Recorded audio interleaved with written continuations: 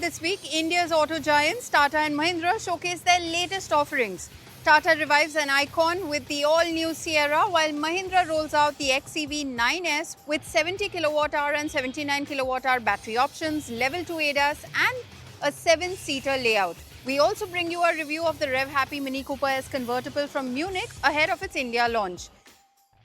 Hello and welcome to Overdrive. I am Soini. That this week marks major milestones for India's homegrown and largest automakers Tata and Mahindra. While Mahindra has launched India's very first all-electric 3-row 7-seater SUV, the XEV-9 S in the Indian market, Tata has revived a very iconic brand name, the Sierra, an all-new product in the Indian market. We caught up with Vivek Srivatsa, the Chief Commercial Officer at Tata Motors, as well as Mohan Savarkar, the Chief Product Officer and Vice President at Tata Motors, to know all about this product.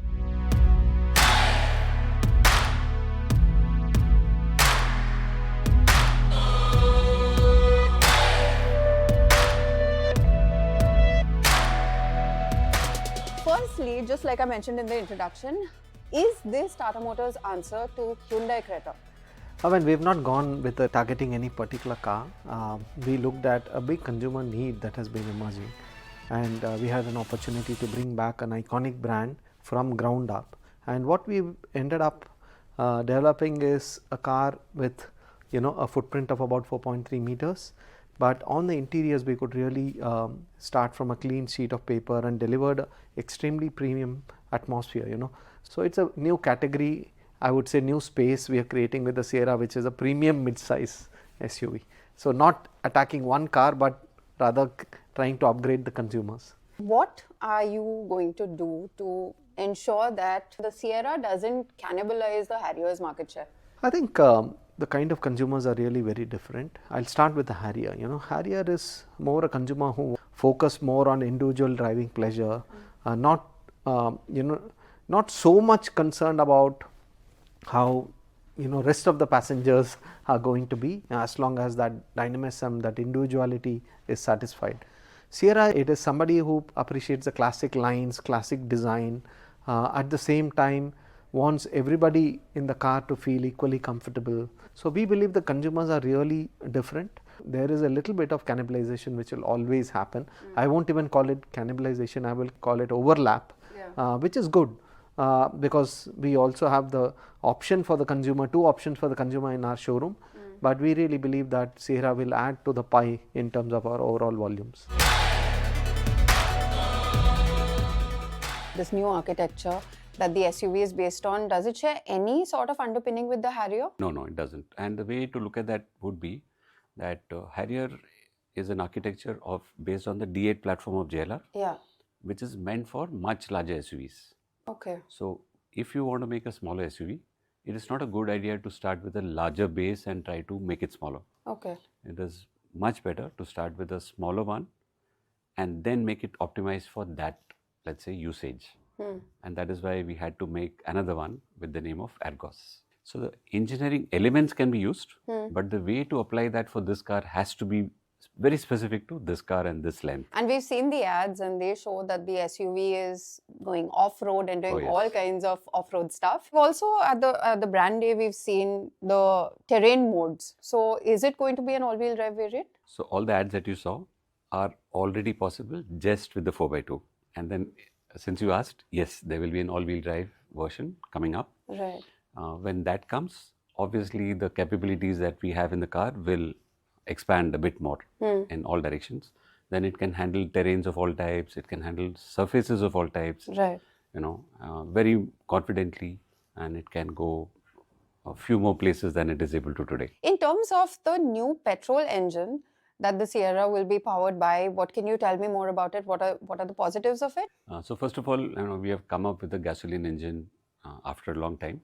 So this is a 4-cylinder, 1.5 liter gasoline direct injection with a 350 bar pressure fuel pump and everything that is required to make such an engine world class for today. And it provides a very good torque, a very flat torque range. It can work at multiple altitudes. All right, and also you have a turbo CNG in the mix. So will the Sierra get a turbo CNG as well? So we have had a turbo CNG now on the Nexon. Yeah. not yet on curve. Whether we do it on 4-meter plus cars is something we are waiting for consumers to indicate as a preference. Okay. If this comes as a preference, we are quite ready and it can be brought in. Finally, I want to ask you about the iconic B pillar that the Sierra has. I believe that it has been modified to, match up with the crash safety norms. So, what are the challenges that you may have faced while, focusing on that area? This has also got an inspiration from our original Sierra, which also had a very broad B pillar. Yeah. And it does help us in our safety journey. All our cars have been safe so far, so this will continue with all the legacy that we have built on safety so far, and a little more. And you will obviously have a look at the crash video that we are going to show, in which we are going to have two cars crash against each other. This is not required by any regulatory norm in India now or in the future, or any B NCAP norm or G NCAP norm anywhere in the world today. Right. But we understand that, most times when a car takes place in a crash, it is against another car. And in such a case, you would want people in the car to be safe, as well as people in the other car to be safe, which means the energy has to be absorbed in such a way that it doesn't have repercussions on the other car also. So we have made that possible with Sierra, and you will see in the crash tomorrow that after the crash also, people are able to come out of the car. Right. You can open doors, you can open seat belts, you can rescue people from inside the car, and injury criteria are also met very easily with this car. My final question to you is, are we also going to see an electric Sierra? Surely yes, the Sierra EV is on its way, maybe next financial year, but it will be on the active platform. Okay. Not on the Ergos platform. Okay. And that is what provides it the battery space that is required to provide you enough range. All right. Thank you so much for your time, and we are looking forward to seeing more of these cars on Indian roads. Thank you.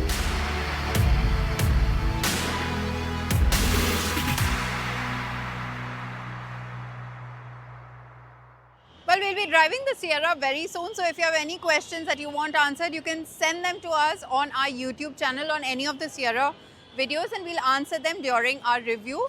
We'll be back very shortly to tell you all about the Mahindra XEV9S. Stay with us, you're watching Overdrive. Welcome back, you're with us on Overdrive. Mahindra has just launched their very first all-electric 7-seater SUV in the Indian market, starting at 19.95 lakh rupees ex-showroom. Now it comes with two battery pack options, this new 70 kilowatt hour as well as a 79 kilowatt hour battery pack, and it will offer over 600 kilometers of driving range. Tuhin Guha will get you all the details.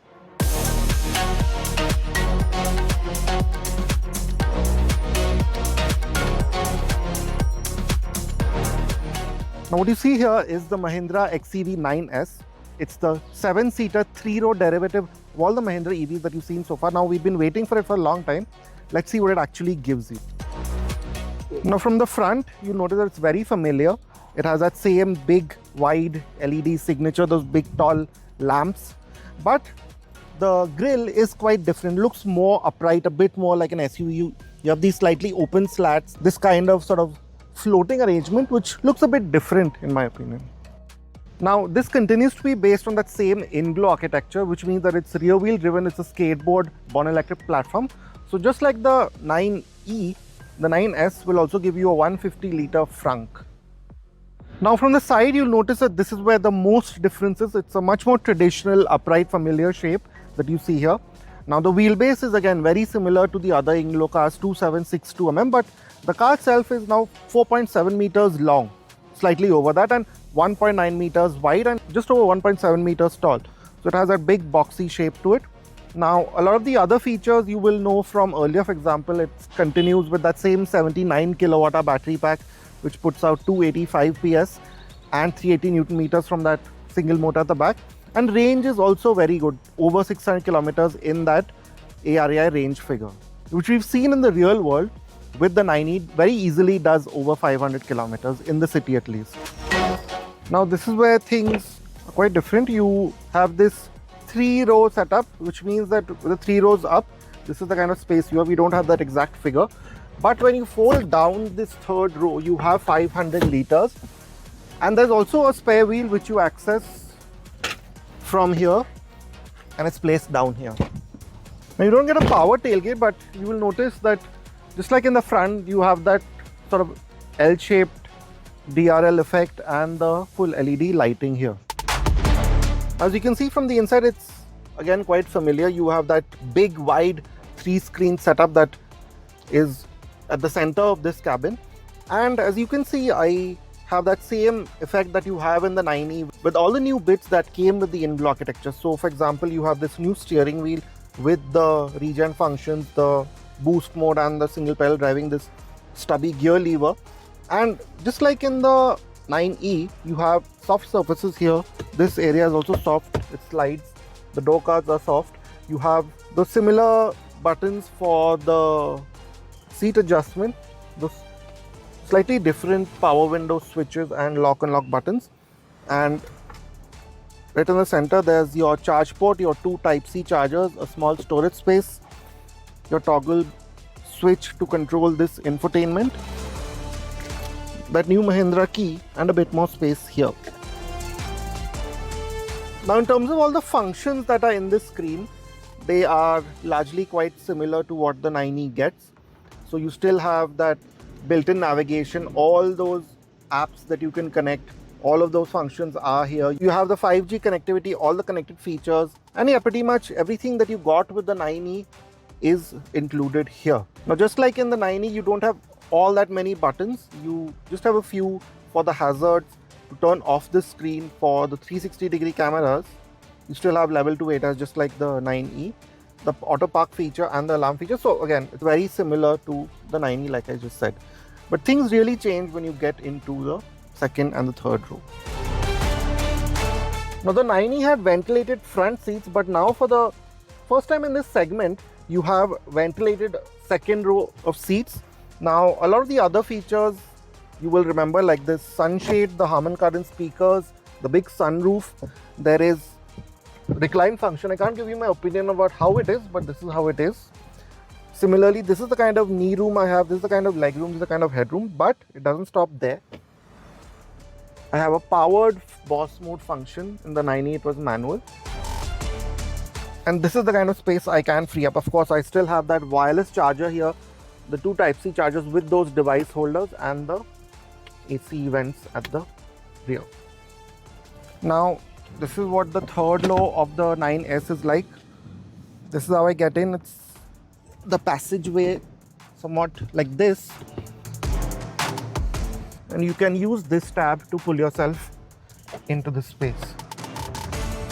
Now to give you an idea of the kind of space that's in this row, this seat section has been pushed right to the front. This has been pushed right behind. And this is the kind of space I have. This is the kind of headroom I have. You have AC vents here, speakers, a blower function and a 12-volt outlet and some hooks and cup holders. Now the Mahindra XEV9S is priced between rupees 19.95 lakh to rupees 29.45 lakh. Now that's a wide range, but what do you think of it? There aren't too many 7-seat electric SUVs on the market. And would you consider an EV now that such an option is available? But bookings for the Mahindra XEV9S will begin on 14th of January next year and deliveries will begin on 23rd of next year. We'll be back after a very short break to tell you all about the India-bound Mini Cooper S Convertible. Stay with us, you're watching Overdrive.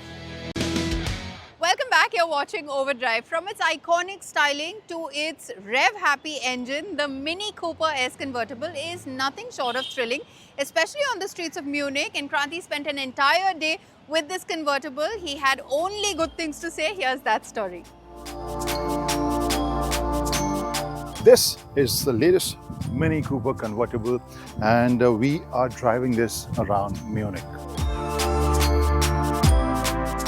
This is going to be launched in the Indian market very soon and this version comes with many changes.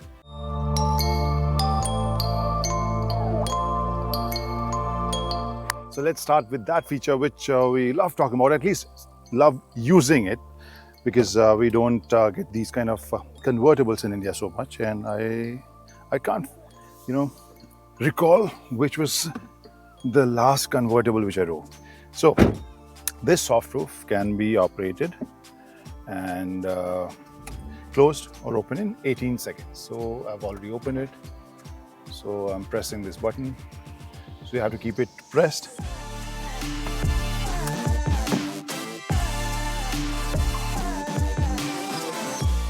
And now I'll just open it again because this is what I love, or we all love doing. But I'll just stop it here because this is the space. Around 40% opening is possible, and you can also use the soft roof as a sunroof. So you have an option in case you don't want to, fold it completely. You can also use it like a sunroof. So let's talk about the face. It looks fresh now. You have obviously this jet black treatment also feels new, and you get this LED treatment on the headlamps, which has 3 customizable options and also comes with welcome and goodbye animation. And the tail lamp, which also gets a vertical LED treatment, but you can also make out the Union Jack pattern in this. And I forgot to tell you, soft top also comes with an option where you can get that Union Jack pattern on the soft top. It's not only the name, it's also the size, how we can categorize Mini. But is it big enough for your weekend trip? Let's take a look. So for 2 people, obviously you have enough space, and you have decent space for a weekend packing, I guess, the kind of luggage we generally use. But in case you think that your bigger suitcase or briefcase won't, your luggage won't fit in here, you have one hack or one trick. So I just pull this lever, and now I have better access at this luggage space. Isn't it cool? Then you have this around 24 centimeter, this circular screen, which is pretty sharp, very bright, and very intuitive the way I've been using it for some time now. And connectivity features and lots of stuff which we expect in today's day and age. All the cars should have it. It has. So more or less, it is fitted with all those features. Then you have a head-up display, which is bright and sharp. And while driving, I didn't have to look for any other information or odo or speedo, because everything was there. I mean, whatever I needed, it was there. The speed limit, the speedometer, and your fuel gauge. So more or less, you were sorted there. And so basically following that eyes on the roads and hand on the wheels philosophy. And now that information, which I'm not sure if you really wanted, because you also know this, I also know this, all of us know this. This second row is not meant for passengers like me. But I still wanted you to give that visual. I know many of you were, or many of my colleagues were kind of, expecting this. They wanted to see, how do I look, a person who is almost 6'3", sitting in the back seat of Mini Cooper Convertible.